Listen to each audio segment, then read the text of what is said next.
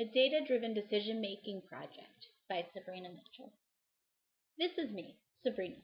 I'm a mother, a wife, a teacher, and a student. I love my children and my family. I love reading and writing and doing just about anything outdoors.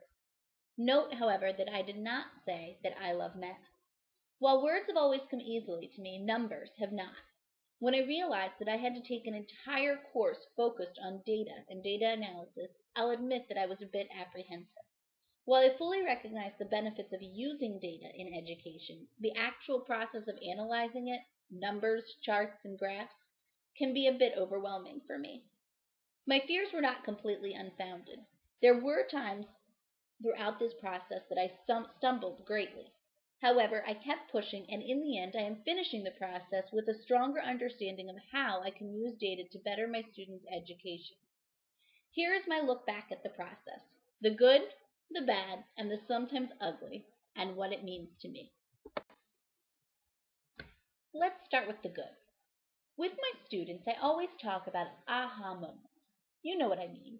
That moment when something just clicks and all of a sudden you or they get it. For me, the most powerful part of this experience has come from one of those aha moments. Our team, Sabrina, Holly, Charlotte, and Matt. Each of us entered Phase 2 with significantly different interpretations of the Phase 1 data. Keep watching to see more on how those interpretations created my aha moment. What was the most powerful part of this educational experience for you? For me, the most powerful part of the experience was the process of sharing ideas and thoughts.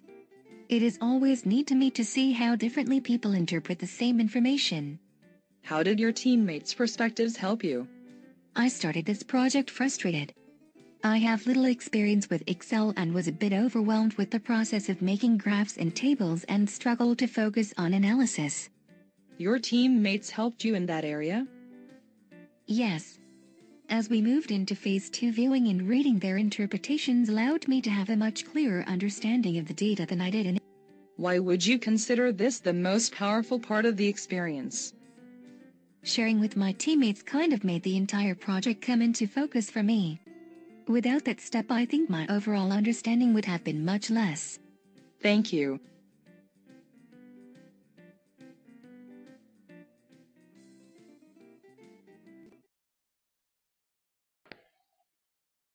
On to the not so good. My weakest moment by far was Phase 1. I mentioned earlier that charts and graphs are not my forte. In the end, I was able to create a table, and I did make a graph. However, I still left Phase 1 feeling a bit frustrated. Keep watching to find out more about why. What was your weakest moment during the data-driven decision-making project? Phase 1 for sure. Why Phase 1? I've only used Excel before this, and having to make tables and graphs using it was completely out of my comfort zone. I was almost panicked trying to figure out how to do it. How did that affect the rest of the project for you? My focus on the graphs and tables left me little time to focus on analyzing. I felt as if that portion of the project was rushed for me. How did you feel at the end of Phase 1? Honestly, I felt a little frustrated. I knew I could have done a better analysis. But I did the best I could with my level of prior knowledge and the time that I had. So it was a learning experience? Yes, it was. And now on to the sometimes ugly. For me, the biggest challenge in any project, especially a group project, is always finding a balance. As professionals, we lead busy and often hectic lives. Finding a balance between work, family, and school is hard in itself. Keep watching to find out why a group adds another level of challenge. What did you find to be the biggest challenge throughout this project?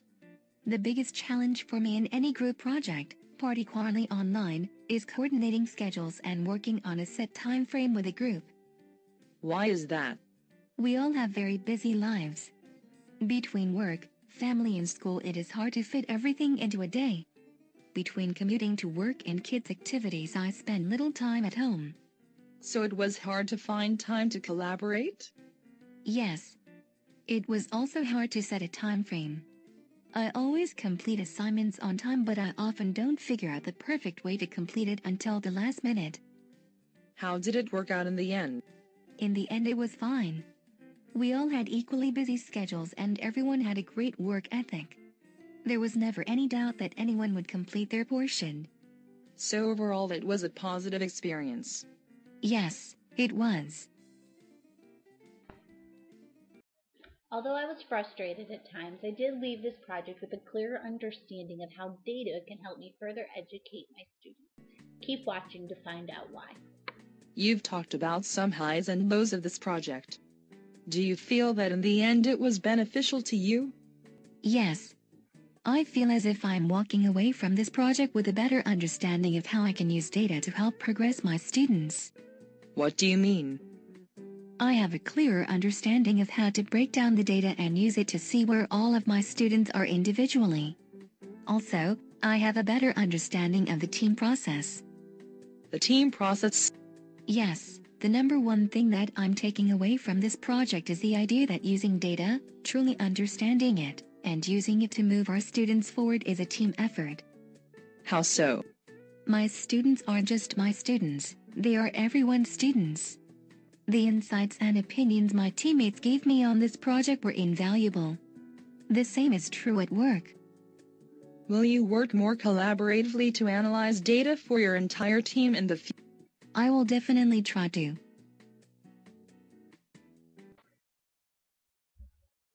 As I end this project, I do so with a clearer understanding of how to work collaboratively to analyze and implement data usage to improve my teaching methods and strategies.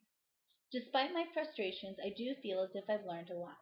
My only suggestion going forward for future classes would be perhaps to provide some tutorials or resources for students in regards to how to use specific programs such as Excel, or how to complete certain assignments such as this multimedia presentation. General tutorials on how to create tables or graphs, or how to approach starting a multimedia presentation would, I think, have helped me feel more confident throughout the project.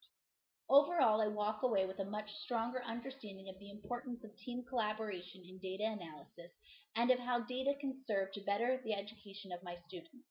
I am grateful to have had the experience and look forward to implementing the strategies we've learned and discussed within my own professional setting.